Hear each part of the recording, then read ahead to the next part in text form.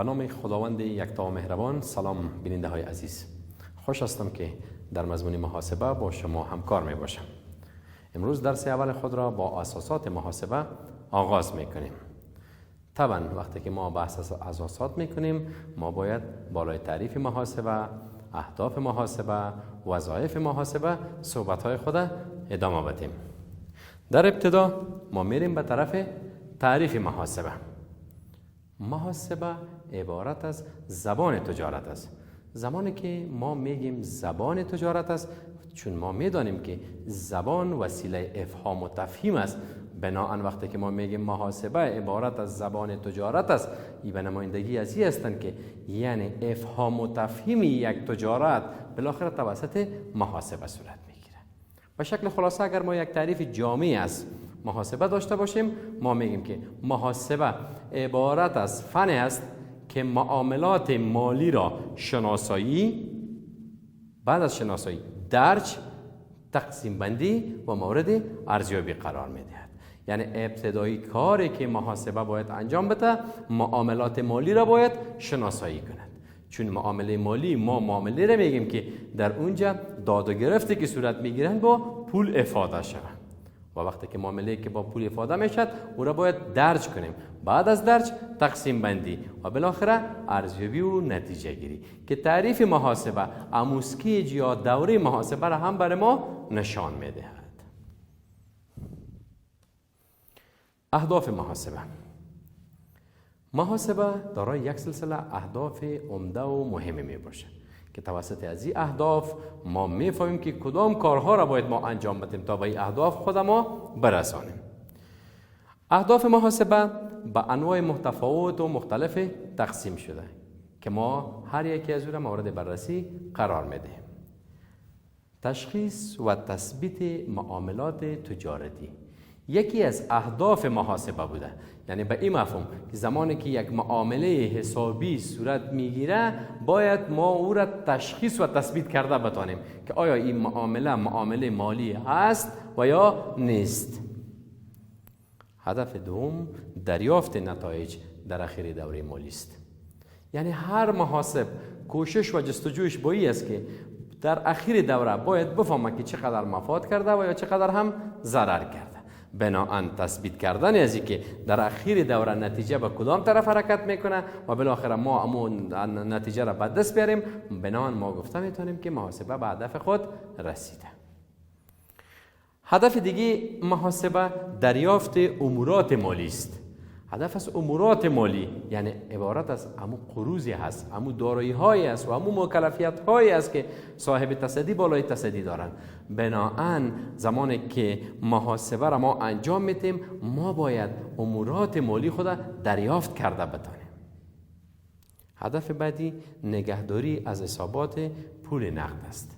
یعنی به این مفهوم که پول نقد چقدر داد و گرفت داره، چقدر ما پرداخت میکنیم، چقدر پول برای ما میآیند. بنان هدف محاسبه است که در آخر بحث برای ما نشان بدن که چقدر پول ما در این دوره به فعالیت انداختیم و چقدر پول از این فعالیت خود ما پس دوباره برداشت نمودیم.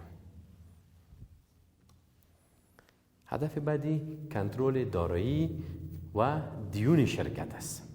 شما میفهمین دوستان، زمانی که ما دارایی میگیم، زمانی که ما دیون میگیم، بنان ما با این اصطلاحات محاسبی است که بعدا هم سرش صحبت خواهد کردیم. یعنی کنترل کردن از این که ما چیزهایی که داریم چگونه از او استفاده کنیم و یا هم قرضه هایی که مردم بالای ما دارن چگونه او را در کار پرتیم. بنان اگر ما این کار را به شکل دقیقش انجام دادیم، بنان ما به هدف محاسبی خود رسیدیم. هدف دیگر محاسبه کنترل پول نقد و مصارف تمام شده است. یعنی به این مفهوم که زمانی که ما پول نقد خود کنترل میکنیم، طبعا ما نمیخوایم که مصارف ما باید بیشتر باشه، بنان ما مصارف تمام شده خود هم باید کنترل کنیم. تهیه ارقام اقتصادی برای دیگر بخش‌های اقتصادی. محاسبه نه تنها که فعالیتی را که انجام میتن برای خود انجام میتن، بلکه برای دیگرها هم محاسبه فعالیت‌های خود انجام میدهد. بناهن تهیه ارقام اقتصادی یعنی وقتی که بخش‌های دیگی که مرتبط یا ذی علاقه بر یک شرکت میباشه معلوماتی را نیاز داشته باشه، محاسبه هدفش این است که باید برای از معلومات در اختیارشان قرار بدهد. کمک نمودن برای محاسبات مالیاتی یکی از اهداف دیگه است. زمانی که یک شرکت ایجاد میشه و بالاخره فعالیت میکنه، این شرکت ها وادار به این هستند که باید مالیه بپردازند و وقتی که محاسبه موجود باشد، شرکت محاسبه داشته باشند، بنان در پرداخت مالیات باز مشکل ایجاد نمیشه. کمک نمودن به مدیران در قسمت تصمیم گیری های داخلی. طبعا مدیر یک کمپانی میخواد که باید تصمیم بگیره، میخواد که باید کمپانی یا شرکت خود رونق بده، میخواد که کمپانی یا شرکت خود باید به طرف رشد و پیشرفت ببره.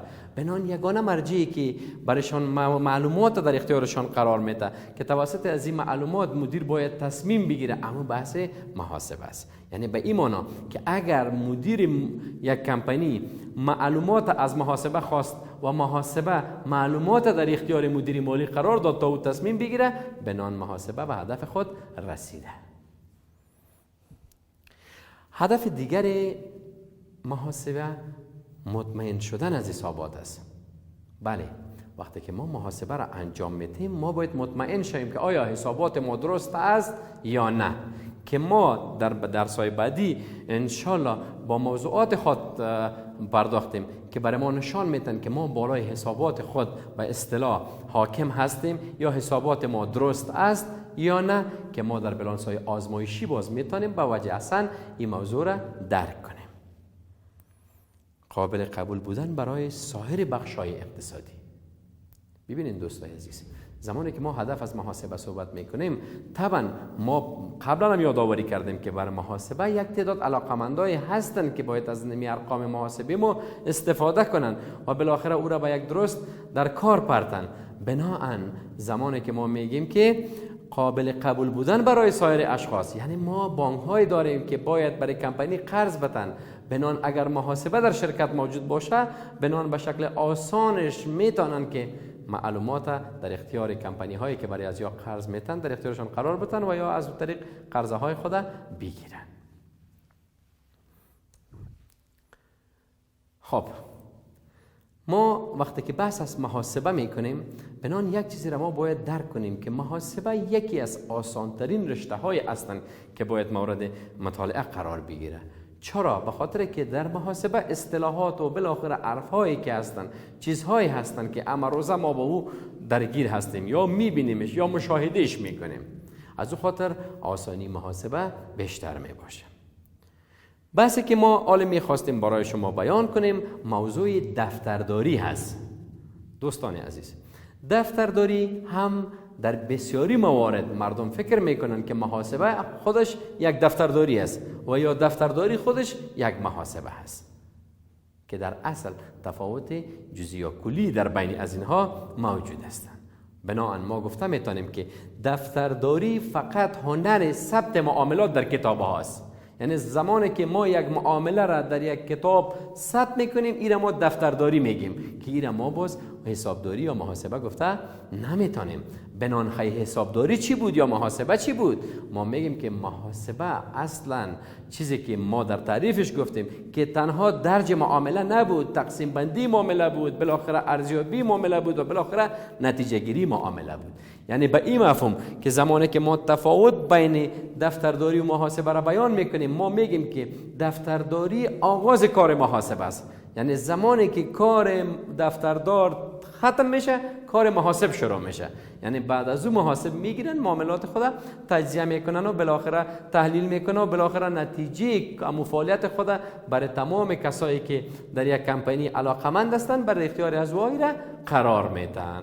بنابراین دفترداری فقط ثبت معاملات، لیکن محاسبه در کنار ثبت معاملات تحلیل و تجزیه معاملات و صورت حسابات مالی می باشه.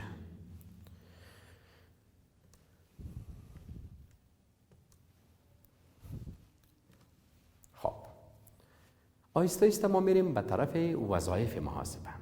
خب وقتی که ما میایم به یک بحث داخل میشیم، ما باید در ابتدا اصلا بفهمیم که ما چی میخوانیم.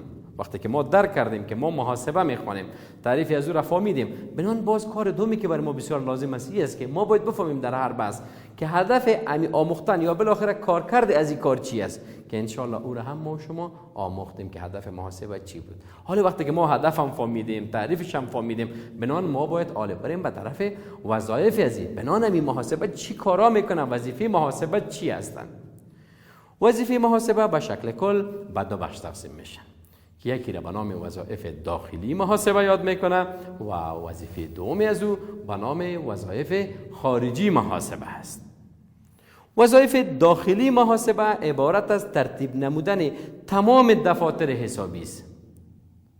یعنی تمام دفاتر حسابی را یگانه بخشی که باید ترتیب کنن، اونمو بخش چی هستن؟ محاسبه است و اسناد محاسبه هستند. یعنی به این مفهوم که وقتی که ما دفاتر حسابی خود ترتیب میکنیم، بنان اسناد از او را هم باید ما ترتیب کنیم. وظیفه دیگه داخلی محاسبه یا حسابداری جمع‌آوری اسناد محاسبه است.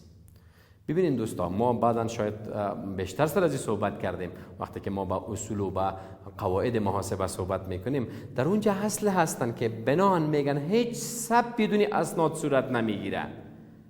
بناهن وقتی که اسناد در کنار ما باشه و معامله خود ما ثبت میکنیم در یکی از حسابات، بناهن اسناد خود ما باید حفظ و نگهداری هم کنیم، اسناد خود ما باید جمع‌آوری هم کنیم. به این مفهوم که ما هیچ معامله را باید بدون اسناد انجام ندهیم. وظیفه داخلی دیگر محاسبه ثبت نمودن معاملات محاسبه است. بله، وقتی که ما میگیم حسابات خود ترتیب میکنیم، بنان در این حسابات ما باید معاملات حسابی خود ثبت هم کنیم. یعنی وظیفه محاسب تنهایی نیست که باید یک حساب ترتیب کنه، بنان وقتی که یک حساب ترتیب میکنه، او حساب باید دارای اسناد باشه و وقتی که اسناد از هم موجود باشه، بناهن بعد از او باید ایره بگیرن ثبت هم کنن. و وظیفه بعدی از این تصنیف حسابات مالی است. حالا ما وقتی که معاملات خود ما ثبت کردیم، بنان کار دیگه که ما باید انجام بدیم، تمام معاملات مالی خود ما باید تصنیف بندی و گروپ بندی کنیم. یعنی برای نقدی خود ما باید جدا حساب داشته باشیم. وقتی که ما قرضدار هستیم، او را باید جدا حساب داشته باشیم. وقتی که سر مردم ما پول داشته باشیم، باید جدا باشیم. و بالاخره وظیفه مهم و آخری داخلی محاسبه ما تحلیل و تجزیه و تثبیت نتیجه تصدی است. یعنی به این مفهوم که اما هدف محاسبه باید در وظایف محاسبه پورا شود. یعنی به این مفهوم که بالاخره ما بتانیم که اما هدف ما که است که نتیجه تصدی را به دست آوردن است، این هم یکی از وظایف محاسبه است که باید در آخر کار برن و بالاخره نتیجه تصدی را برای ما نشان بدن. در کنار وظایف داخلی یک سلسله وظایف خارجی هم موجود هستند که این وظایف خارجی عبارت از وظایف هستند که یک محاسب باید در اختیار دیگران قرار بدن. یعنی برای از اینکه برای خود کار میکنه محاسبه، برای دیگران هم محاسبه چی میکنن؟ فعالیت یا کار خود دارن. خب محاسبه با کی ارتباط دارن؟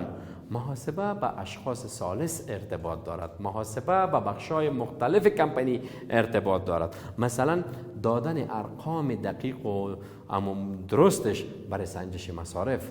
یعنی زمانی که ما مصارف سنجش میکنیم، ما باید ارقام از بخش محاسبه بگیریم تا بتانیم به شکل درستش باز سنجش مصارف کرده بتانیم. دادن معلومات و ارقام به بخش احصایه. بنان کمپانی ها احصایه نیاز دارن. به خاطر از اینکه احصایه نیاز دارن، شعبه احصایه باید از بخش محاسبه معلومات خود بگیرن. دادن ارقام دقیق برای وزارت مالیه. ما قبلا هم گفتیم که هر اداره مکلف هست که باید برای وزارت مالیه پاسخگو باشن. بنابراین وقتی که وزارت مالیات معلومات محاسباتی را کار داشته باشن، بنابراین یگانه مرجعی که این معلومات را در اختیارشان قرار میتن بخش محاسبه است. و بالاخره دادن ارقام قابل قبول برای شرکا. یعنی برای شرکای کمپانی هم باید معلومات داده شود. و در خاتمه ما گفته میتونیم که دادن معلومات برای سهامداران یک کمپانی، در کمپانی هایی که اسهام باشن، بناهن در این حالت میتونن که اسهام خود تجزیه کنن و برایشان معلومات بدهند. بازم تشکر از درسی که امروز برای شما داده شد و شما او را فرا گرفتین. تا درس بعدی، خداوند یار و مددگارتان.